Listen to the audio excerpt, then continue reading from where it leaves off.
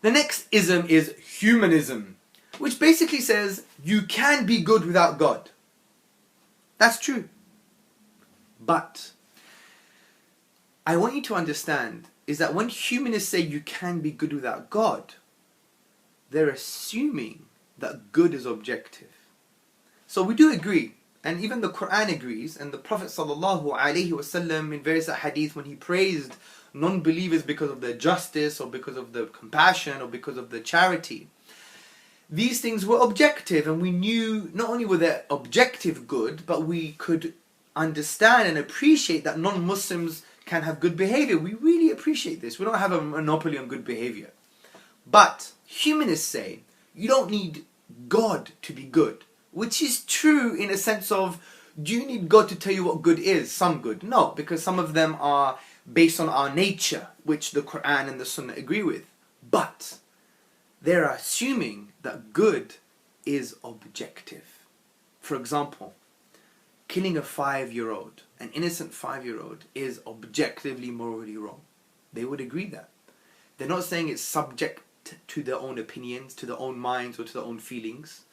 They would even say, even if the whole world were to come together and say it's okay to kill a 5-year-old, they would still say no, it's still objectively wrong.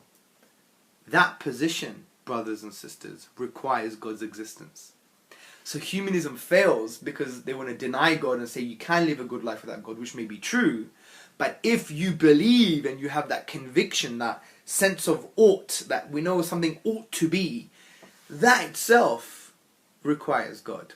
So it's a self-defeating worldview. You can be good without God. Well, maybe, but you can't have good without God, and that's the point. And that's why Professor of Theology and Ethics Ian Markham, he writes, embedded in the word ought, like something ought to be, a moral sense, is the sense of a moral fact transcending our life and world. The underlying character of moral language implies something universal and external. So what we're trying to say here is, brothers and sisters, that you can only have objective good if God exists. So you may be good without believing in God, like you may have some good behavior, and you may, for example, find what good is without God, but you can never have good without God. You can never have good in an objective sense. And the humanist and humanism assumes that good is objective. If it's objective, then it means God must exist. Now why? Because God is the only idea, the only concept that transcends our subjectivity. Because we all differ. Because we all have our own sense of personal kind of opinions, whether it's based on feeling or based on our own subjective internal brain experience. And this is why Professor Ian Markham, he says, God explains the mysterious ought pressing down our lives. And God explains the universal nature of the moral claim as God is outside of the world. And God the Creator can both be external and make universal commands. So in a way, God is the only kind of objective reference point. He transcends human ikhtilaf, human differences. So from this perspective, brothers and sisters, God is the only basis, the only foundation to ensure that morals are objective.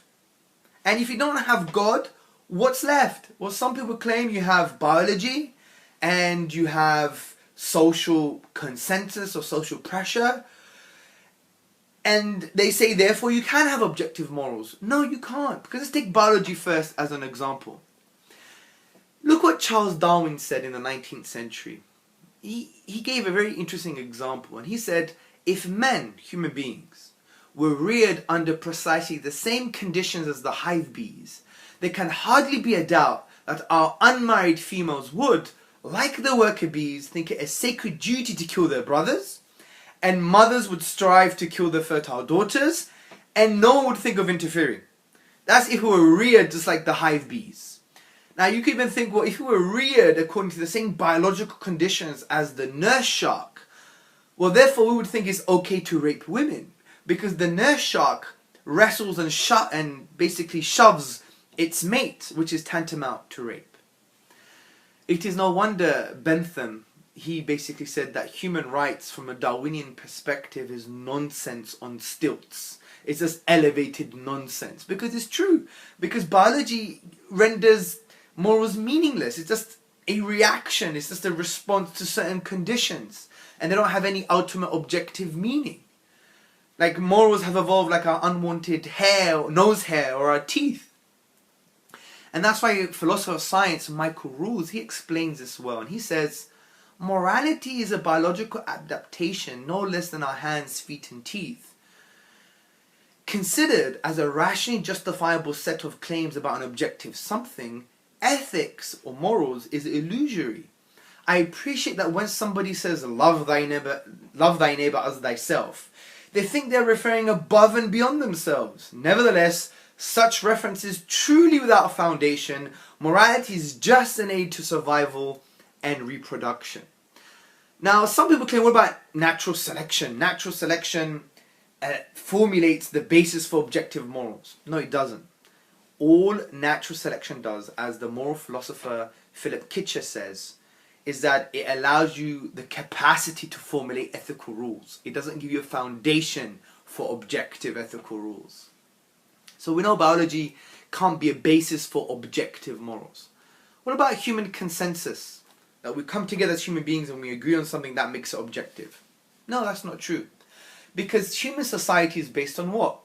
One subjective individual plus another subjective individual plus another subjective individual plus another subjective individual.